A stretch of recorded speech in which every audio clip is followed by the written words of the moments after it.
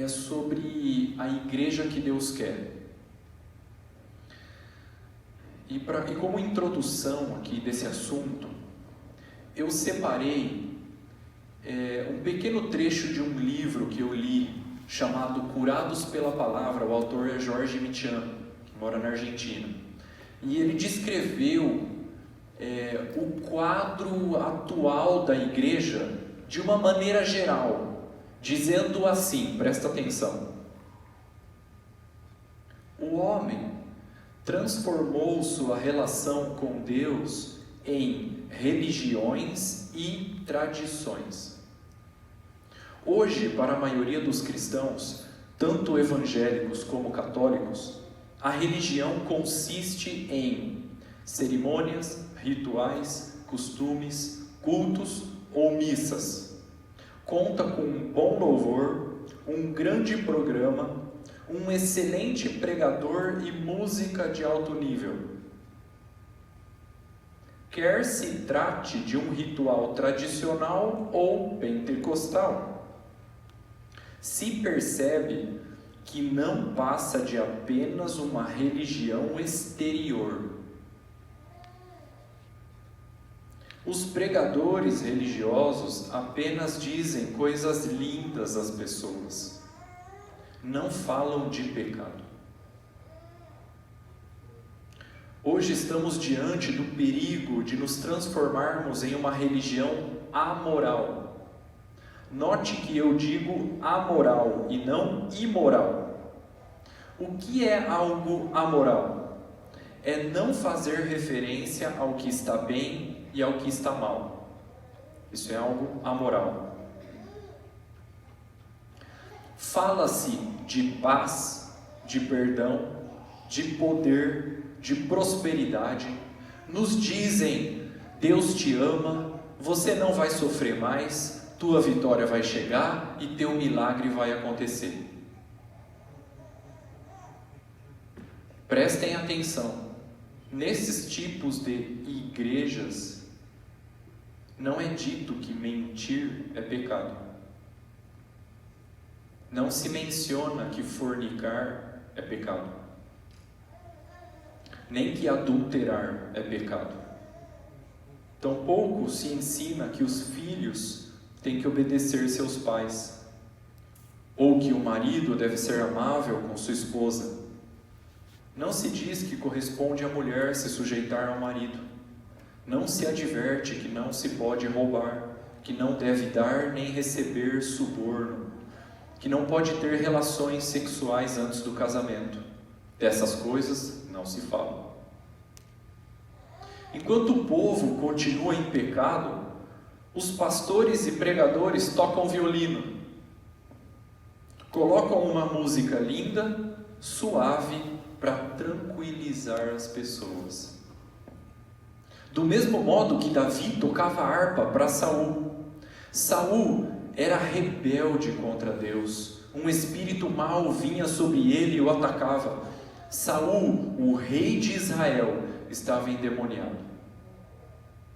E como Davi tinha a unção de Deus, foi contratado para tocar harpa para Saul. Quando tocava, os demônios saíam e Saul se sentia melhor. No entanto, não era possível para Davi tocar às 24 horas do dia. De modo que, quando parava, os demônios voltavam. O espírito mau vinha de novo sobre Saul. Notemos que o ambiente da unção, junto com a música, conseguia aliviar momentaneamente a Saul. No entanto, seu problema não tinha uma solução final. Não era curado. A maldade de Saul, sua rebeldia e seu afastamento do Senhor nunca mudava. Lamentavelmente, em muitos lugares hoje também é assim. Tem-se criado um aparato religioso que funciona muito bem comercialmente. Até são montados sistemas que progridem. Então, falar de pecado em um ambiente como esse pode significar uma diminuição na participação das pessoas. Muitos dizem: eu já tenho problemas suficientes em minha casa e em meu trabalho. No domingo eu quero ir para a igreja e não ouvir coisas que me incomodem. Quero encontrar um ambiente confortável e receber uma palavra de ânimo com boas vibrações. Meu Deus! Não é assim que tá? Lá da Argentina parece que ele descreveu a igreja atual de uma maneira geral, do mundo inteiro. É assim que tá a coisa. O pior é se a gente achar isso normal, né? Isso é anormal, é uma anomalia, não está bem. Isso não está bem. Não é assim que Deus quer a igreja, irmãos. Não é assim. E eu gostaria hoje de definir de uma maneira bem clara aqui 4 características da igreja que Deus quer, para fazer um contraste justamente a essa realidade lamentável da igreja nos dias de hoje. Primeira característica: santidade.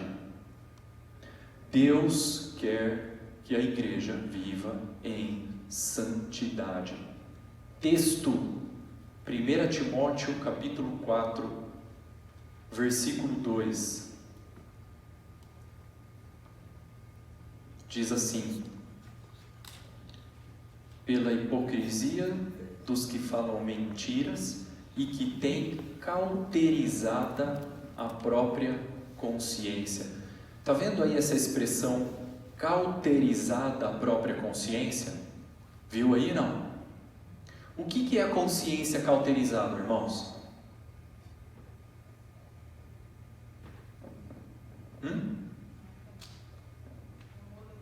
Não muda nada.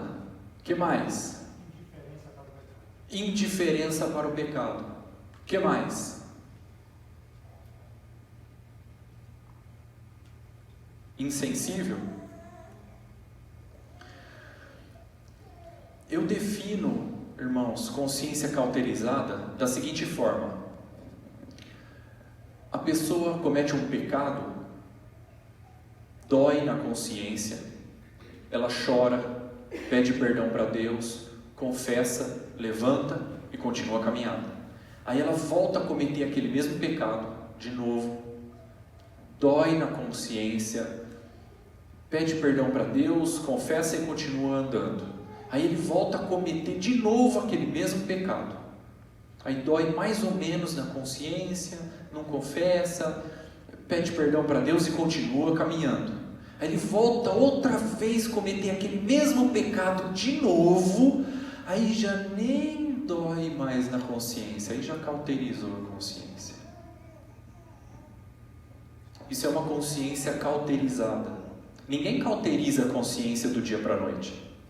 É um caminho terrível e assustador que a pessoa percorre até chegar nesse nível miserável de consciência cauterizada, aonde comete pecado e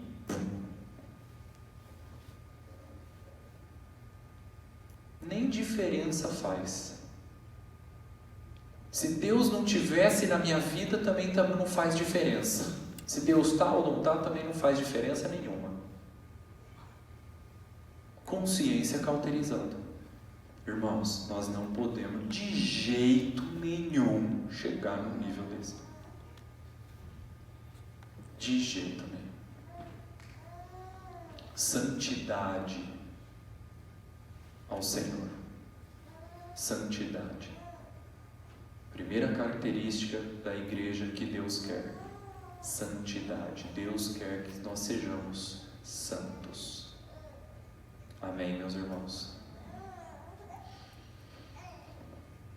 Eu tenho algumas perguntas que eu faço para mim mesmo, para eu mensurar como anda a minha consciência, como anda a minha santidade. Há muitos anos atrás, eu tive acesso a essas perguntas e eu faço para mim mesmo e eu estou sempre me autoavaliando com elas e eu queria compartilhar aqui com vocês. A primeira pergunta que eu faço é: Deus aprova a minha conduta? Segunda pergunta: tem coisas na minha vida que me envergonhariam se meus irmãos soubessem? Terceira pergunta: eu vivo uma vida santa ou vivo na prática de pecado? Próxima pergunta: eu tenho caído em pecados sexuais? Eu minto? Eu estou limpo no manejo do dinheiro? Eu estou em paz com todos os meus irmãos? São perguntas que eu faço para mim mesmo. Porque nós precisamos, irmãos, de instrumentos seguros de avaliação. A consciência não é um instrumento seguro para isso, porque ela pode estar cauterizada. Quando ela está em boas condições, ela até cumpre um papel importante no nosso discernimento do certo e errado, mas ela não é um instrumento seguro para fazer essa avaliação. Porque se a nossa consciência nem se incomoda mais se a gente pratica determinada coisa, mas a palavra de Deus condena essa conduta, eu estou reprovado. Ainda que a minha consciência não pese nem se incomode por causa disso.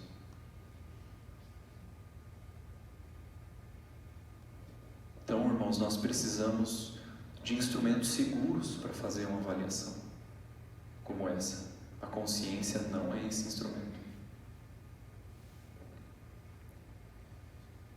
A palavra de Deus é lâmpada para os meus pés e a tua palavra, luz para os meus caminhos. A palavra de Deus é esse instrumento seguro. Amém, meus irmãos? Santidade ao Senhor.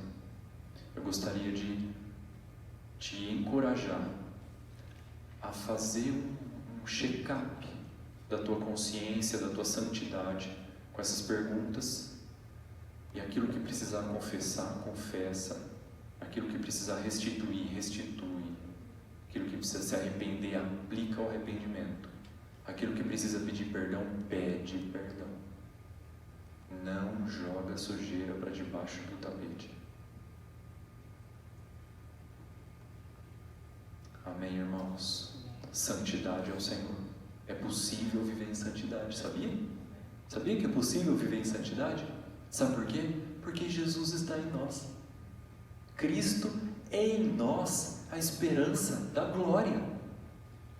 Por isso é possível sim viver em santidade, vencer o pecado, a carne, a tentação, a natureza terrena. Amém, irmãos? Quantos creem que é possível viver em santidade?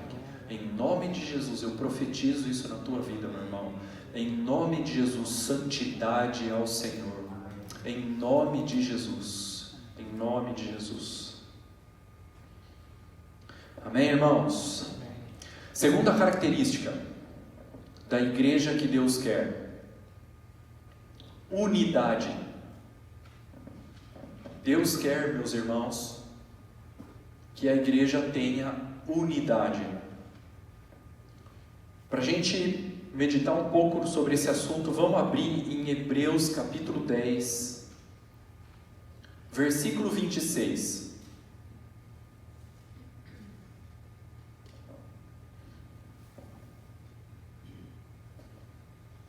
Diz assim: porque se vivermos deliberadamente em pecado, depois de termos recebido pleno conhecimento da verdade, já não resta mais sacrifício pelos pecados.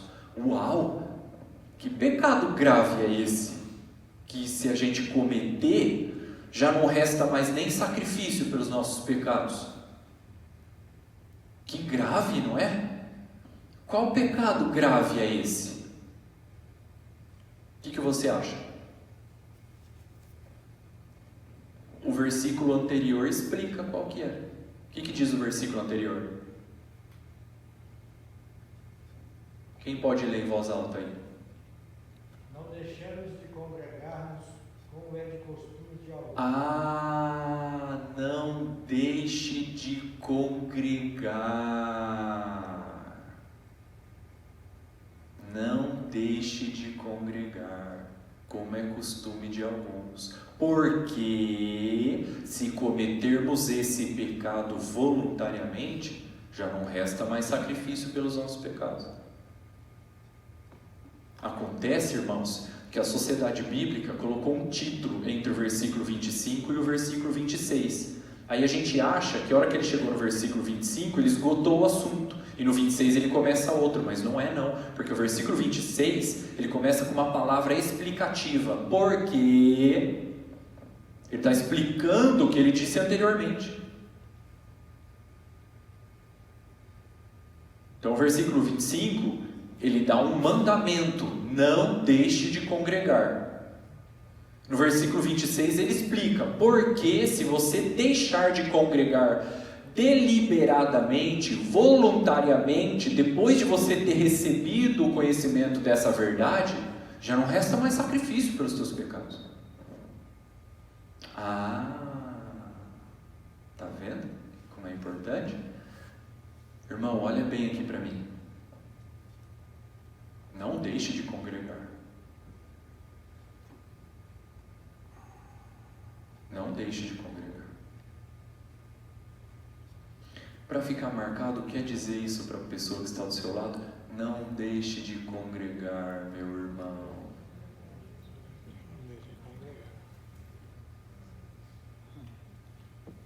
Não deixe de congregar.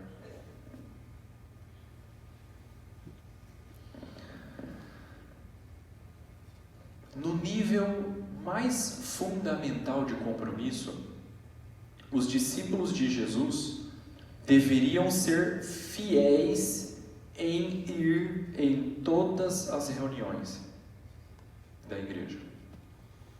É impossível trabalhar com uma visão de formação de vidas se os irmãos não vão aos encontros. A irregularidade nos encontros mostra um nível muito baixo de compromisso com o reino de Deus e com o grupo. Todos temos situações familiares e pessoais para faltar nas reuniões. E apesar disso, os líderes e discípulos fiéis fazem os arranjos necessários para não faltar. Já percebeu? Não é assim? Todos nós temos situações para faltar, não temos ou não temos? Pessoais e familiares. Mas você já percebeu que os líderes e os discípulos fiéis, eles fazem os arranjos necessários para não faltar?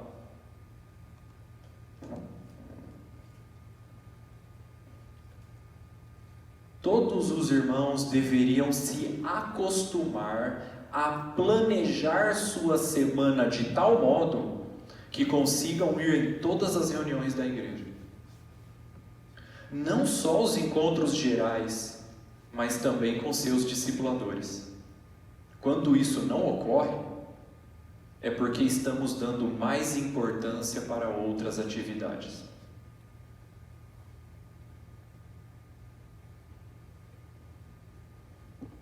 Não deixe de congregar, meu irmão. A igreja que Deus quer é uma igreja que anda junto, que tem comunhão, que congrega, que persevera na comunhão. ovelha é um animal gregário, sabia? Sabe o que é um animal gregário? O que é um animal gregário? Feita para andar em rebanho. Já percebeu que Jesus nos compara com ovelhas? Por quê? Porque nós fomos feitos para andar em rebanho. Aí você vai lá para Provérbios 18:1. O que diz lá? Aquele que se isola busca seu próprio interesse e se aparta da verdadeira sabedoria. A verdadeira sabedoria, meus irmãos, está em andarmos juntos, vivermos em unidade, planejar a nossa semana de tal modo que a gente não falte em nenhuma das reuniões.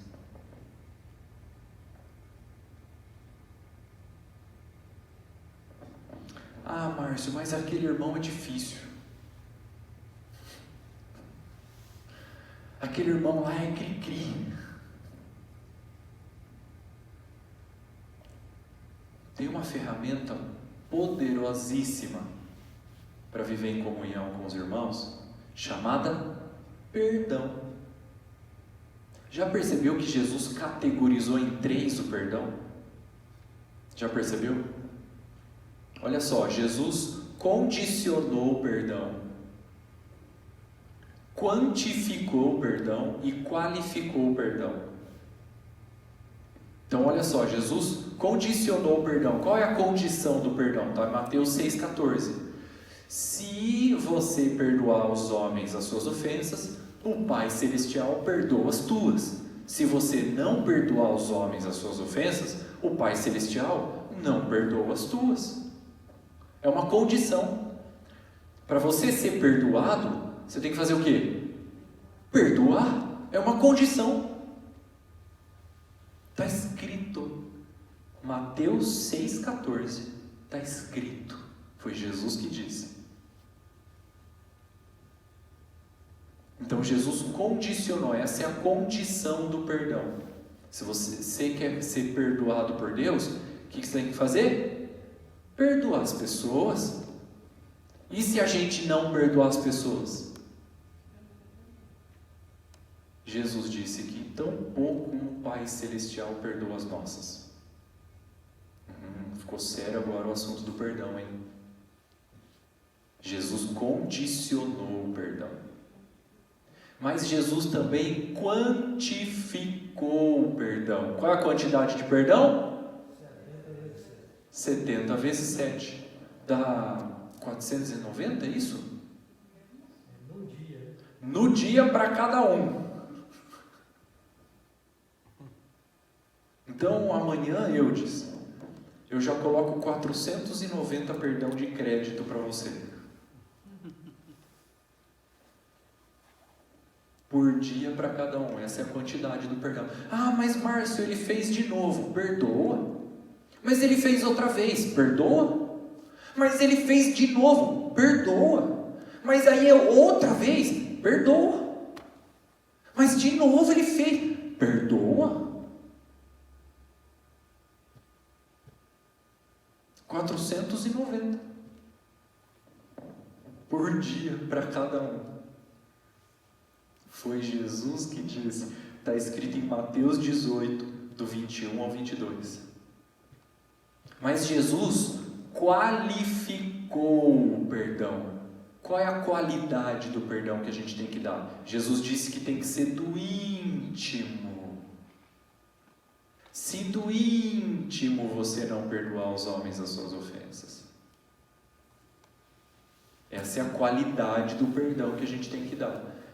Então, tem condição, tem quantidade e tem qualidade o perdão. Amém, meus irmãos? Se é ruim de perdoar, não. Dorme, não consegue nem dormir, né? À noite fica lá com a pessoa na cabeça, né? Perdoa, meu irmão.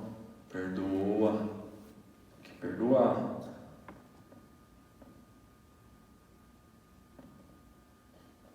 Amém ou não? Amém. Já reparou que unidade é para gente madura? Unidade é para gente madura. Pega 2 crianças de 5 anos de idade, coloca num quarto lá com um brinquedo. Volta depois de meia hora. Como que você acha que a gente vai encontrar eles? Eles vão estar assim? Não, eu prefiro você em honra. Tô. Brinca você. É assim que eles vão estar? Não, né? Vão estar o quê? Se arranhando, puxando cabelo, jogando. Por que eles não conseguem viver em unidade? Por quê? Porque eles não têm maturidade. Unidade é para gente madura. Unidade é para gente madura. Que sabe perdoar, que sabe lidar com as diferenças, que sabe conviver com o irmão, ainda que ele seja diferente.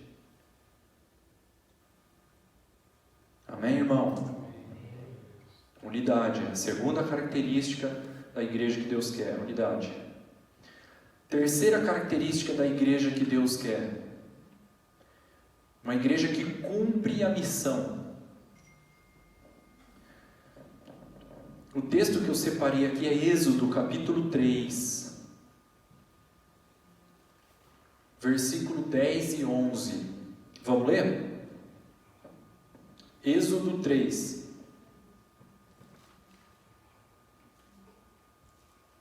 Êxodo 3, verso 10.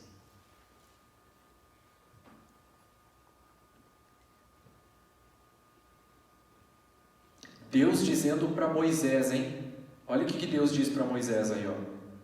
Vem agora e eu te enviarei a Faraó, para que tires o meu povo, os filhos de Israel, do Egito.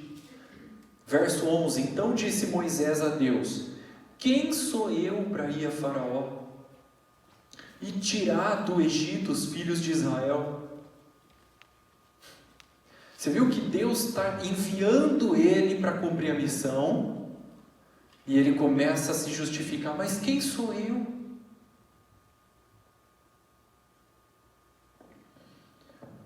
Olha no capítulo 4, no versículo 10. Êxodo capítulo 4, versículo 10. Então disse Moisés ao Senhor: ah, Senhor, eu nunca fui eloquente, nem outrora, nem depois que falaste a teu servo, pois sou pesado de boca e pesado de língua. Deus enviando ele para a missão e ele se justificando: ah, mas quem sou eu? Ah, mas eu não sou eloquente. Ah, eu não sei falar. Ah, eu sou gago. Ah, eu sou pesado de língua. Quem sou eu? Olha no versículo 13. Moisés respondeu: ah, Senhor, envia aquele que hás de enviar, menos a mim. Só tirando o corpo fora. Se justificando e dando desculpa. Ah, Senhor, envia aquele que sabe falar lá. O Cacau fala melhor do que eu. Envia ele conhece a Bíblia melhor do que eu, ele sabe pregar. Envia ele, Senhor, menos a mim. Eu sou pesado de língua, eu não sei falar direito. Eu sou tímido, eu tenho vergonha. Eu não sei o que falar. Irmão, presta atenção. Eu já vi Deus levantando uma pessoa da lama do pecado, mas Deus não levanta ninguém que dá desculpa.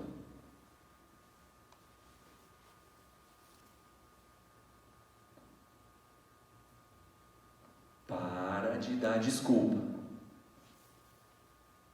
porque Deus está te enviando. Ele já falou já com você. Ele já tem falado com você.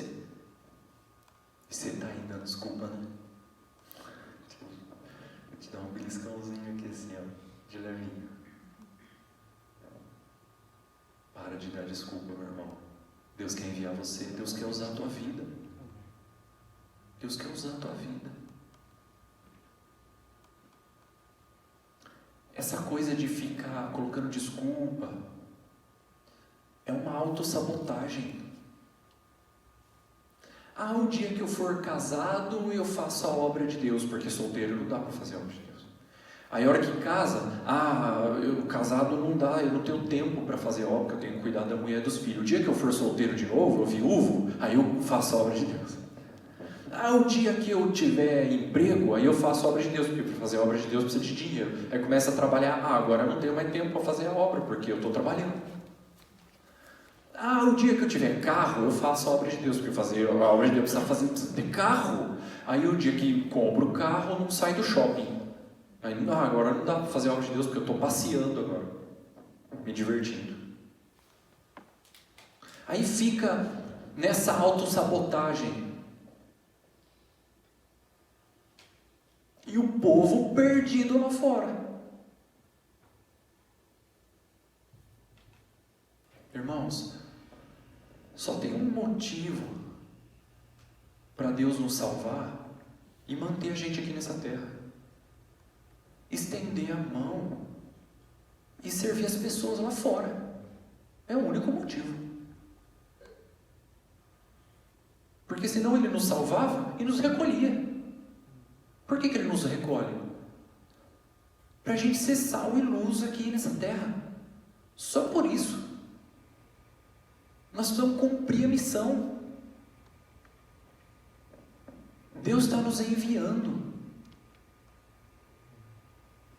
Não dá desculpa, meu irmão. Faz como Isaías: eis-me aqui. Eu estou aqui, Senhor. Eu não sei tudo, eu não tenho todas as habilidades, mas eu tenho uma coisa: eu estou disponível. É isso que Deus quer encontrar. Deus quer encontrar pessoas disponíveis. Vamos voltar no versículo 2. Êxodo capítulo 4, versículo 2. Olha o que Deus fala para Moisés. Êxodo 4, 2. Perguntou-lhe o Senhor a Moisés: que é isso que tens na mão, Moisés? Respondeu-lhe: um cajado. Aí Deus disse: é com esse cajado que você vai fazer a minha obra e libertar o povo do Egito. Sabe o que é isso? É que Deus quer usar você com o que você tem na mão hoje. O que você tem na mão hoje? É com isso que Deus quer te usar. Não fica esperando um ideal. O dia que eu for, o dia que eu tiver, o dia que... Não. O que você tem na mão hoje? Quem você é hoje? Então, é com isso que você tem na mão hoje, que Deus quer usar a tua vida. O que você tem na mão hoje? É com isso daí que Deus quer usar. É com isso daí que Deus vai enviar você. É com isso daí que você tem na mão hoje que Deus vai te capacitar. Porque aí você não vai confiar nos teus instrumentos e nas tuas ferramentas e nas tuas habilidades. Você vai confiar em Deus. É isso que Deus quer, irmãos. É isso que Deus quer. Quando eu, recém-convertido das drogas, tinha acabado de ser batizado, não sabia nem a diferença de Velho e Novo Testamento. 6 meses de convertido. Eu já estava discipulando 3 pessoas. Saia pregando o Evangelho para todo mundo. Eu acreditava com todo o meu coração e acredito ainda, com todo o meu coração, que as pessoas vão sim se converter. Irmãos, lá em Agudos nós éramos em 9 pessoas na casa do Toninho. 9. Que não sabia de nada direito das coisas, mas a gente tinha paixão pelos perdidos. A gente não podia ver um perdido que a gente encostava nele, queria orar, queria proclamar, queria estender a mão, queria servir. E a gente começou a fazer discípulos. Aí o Márcio, que era drogado lá, improvável, Deus começou a usar para fazer discípulos. E me enviou até para as nações. Saindo daqui eu estou indo para o Peru. Fico 2 semanas lá. Volto só dia 14 de novembro para casa. Porque Deus usa os que não são. Senhor, quem eu sou? É você mesmo que Ele quer usar. Então, porque Ele usa os que não são para confundir aqueles que são. Deus quer usar a tua vida, meu irmão. Com o que você tem na mão hoje, é agora, é já, não é amanhã, é imediatamente. Não deixa para amanhã, é hoje que Deus quer começar a usar a tua vida. Em nome de Jesus. Tem um testemunho de uma irmã nossa do Brasil. Ela morava, eu acho que no Rio Grande do Sul, não sei se era em Caxias do Sul, chamava Andressa. Ela tinha 14 anos de idade. 14 anos de idade.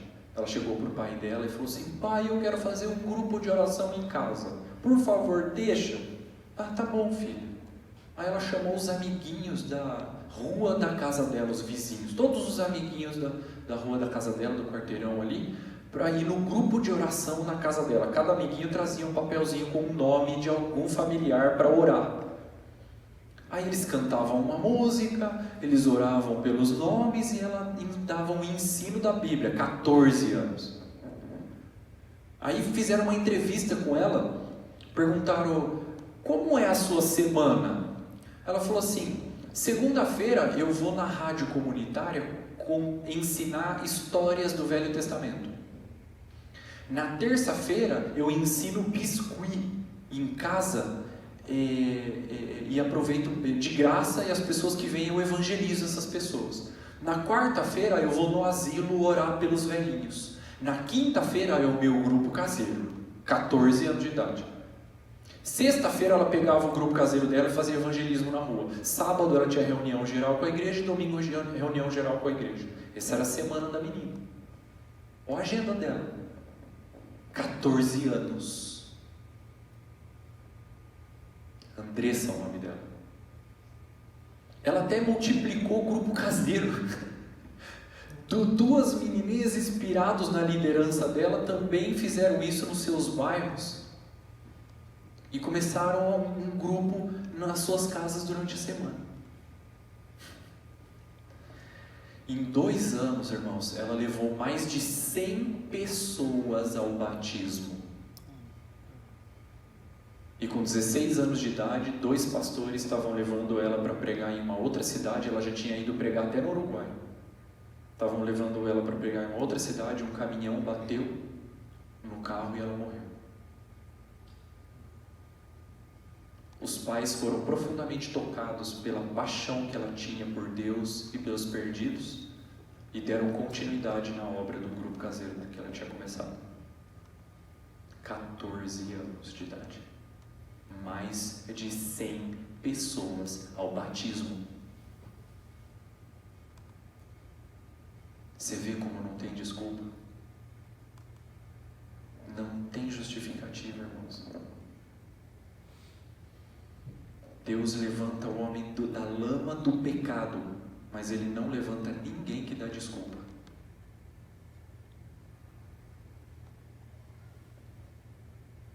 Nós precisamos nos concentrar na missão, meus irmãos.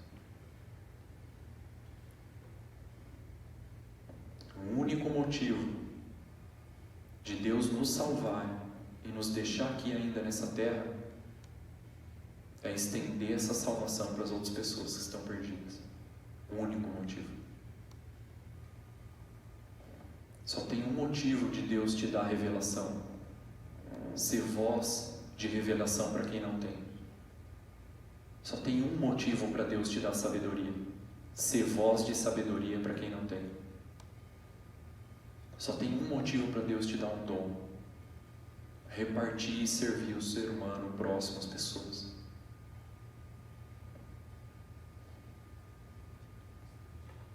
Ah, meus irmãos, Deus quer usar a nossa vida.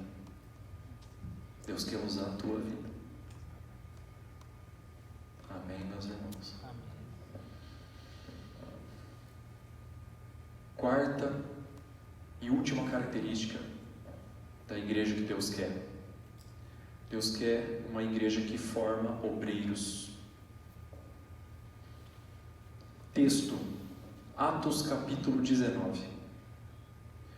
Vamos abrir, irmãos, Atos capítulo 19.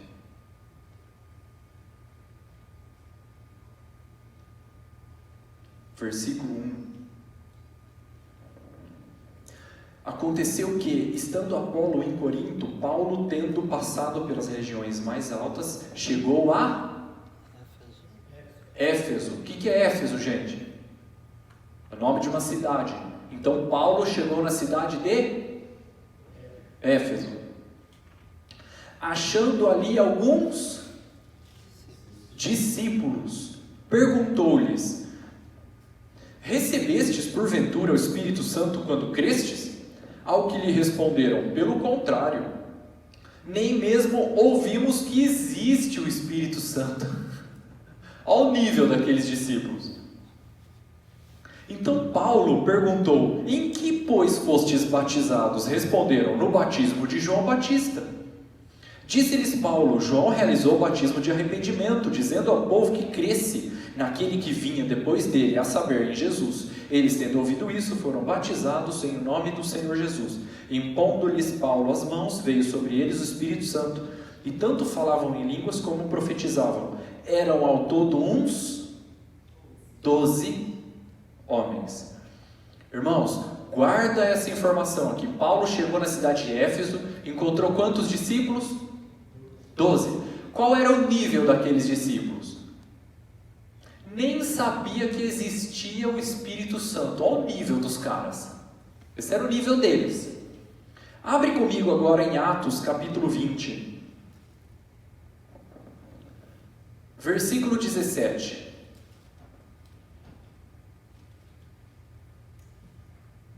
De Mileto mandou a Éfeso chamar quem? Os presbíteros da igreja. Uau! O que aconteceu com aqueles 12 discípulos que não sabiam nem que tinha Espírito Santo? Agora eles eram o quê? Presbíteros. Uau! Paulo fez um trabalho de formação de obreiros excepcional com aqueles caras. Pegou aqueles discípulos nível raso que nem sabia que existia o Espírito Santo, fez um trabalho de formação de obreiros com eles. Os caras eram presbíteros da igreja agora. Em quanto tempo Paulo fez isso com esses caras? Versículo 31 responde essa pergunta. O que diz aí no versículo 31? Portanto, vigiai, lembrando-vos de que por 3 anos, noite e dia, não cessei de admoestar com lágrimas a cada um. Em 3 anos, Paulo pegou aqueles discípulos que nem sabia que existia o Espírito Santo, fez um trabalho de formação de obreiros com eles. Os caras eram presbíteros da igreja de Éfeso. A igreja que Deus quer é uma igreja que forma obreiros. Ah, Márcio, da onde que vai sair esses obreiros? Atos capítulo 6 responde essa pergunta. Atos capítulo 6, versículo 1. Vamos ver da onde que vai sair esses obreiros. Atos 6, 1.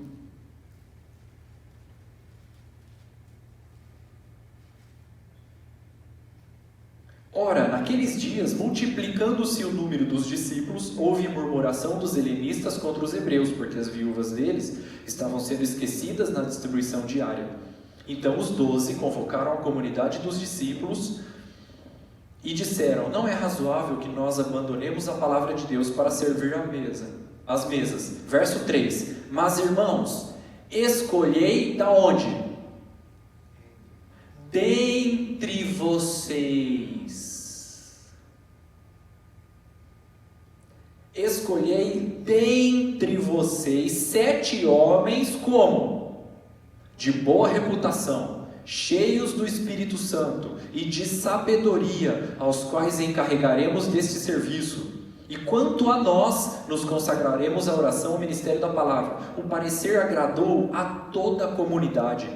E elegeram Estevão, homem cheio de fé e do Espírito Santo, Filipe, Prócoro, Nicanor, Timão, Pármenas e Nicolau, prosélito de Antioquia. Apresentaram-nos perante os apóstolos, e estes, orando, lhes impuseram as mãos. E crescia a palavra de Deus em Jerusalém, se multiplicava o número dos discípulos, também muitos sacerdotes obedeciam à fé. Olha que incrível! Eu fico espiritado lendo esse versículo. Incrível isso, irmãos. Da onde que saiu os obreiros?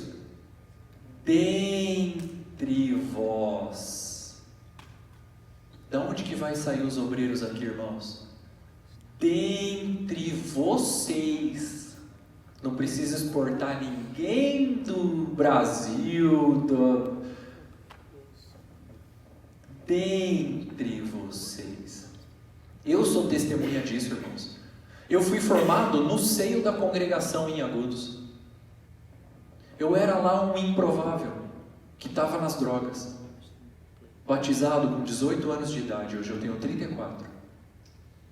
Estou lá, servindo no presbitério, mais 2 companheiros. Fui formado no seio da congregação. É dentre. Sabe, irmãos, Deus ele coloca uma graça em cada localidade. E essa graça começa, é como um ninho de formação de novos obreiros. Dali começa a formar novos obreiros.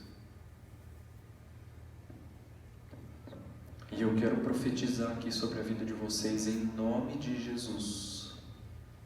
Novos obreiros se formando, homens e mulheres cheios do Espírito Santo, de sabedoria, de fé, de revelação, em nome de Jesus, presbíteros, diáconos, pastores, missionários, em nome do Senhor Jesus, eu profetizo isso aqui na vida de vocês, meus irmãos, em nome de Jesus, em nome de Jesus.